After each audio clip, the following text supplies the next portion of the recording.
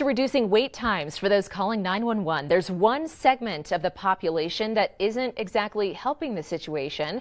Now, state legislators are taking aim at those who call dispatchers without a real emergency. Good evening. I'm Heather Skold. Bart has the night off. Thanks for joining us for your news at 6 o'clock. KRDO 13 Investigates is digging into a newly proposed law aimed at helping emergency dispatchers across Colorado.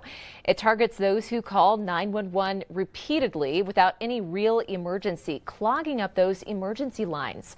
Under the proposed law, those reported and convicted could face up to 6 months in jail and a fine of up to $750. KRDO 13's Emily Coffey is exploring how that could impact us here, where we saw higher caller wait times last year. I just came home from work and there's a huge spider or spiders in my kitchen. I have a phobia. It's calls like these. But I didn't hang up because I was wondering, my cell phone doesn't give the time. Could you tell me what time it is? That are clogging up the lines of 911 call centers all over the state.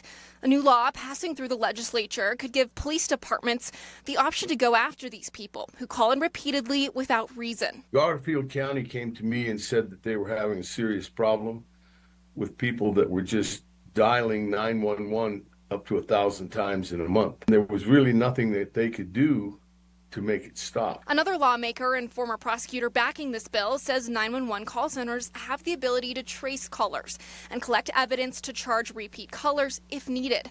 They have to issue a warning first, however, before going after them. You know, who wants to get a busy signal from 911? And that's a signal Colorado Springs 911 callers say they've gotten when call takers are busy here. Please don't hang up.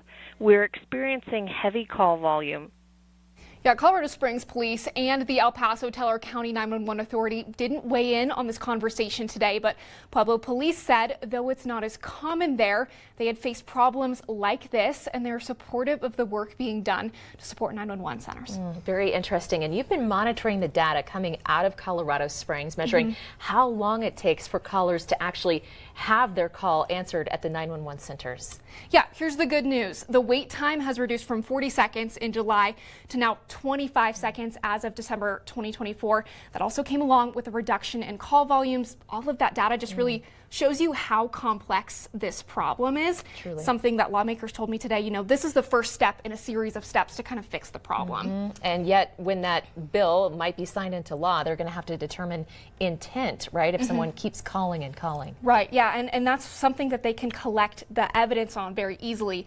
Those 911 call centers have the ability to record those calls, to track them, and then they can submit those as evidence to the DA. All right, I know you'll be following it this Absolutely. legislative session. All right.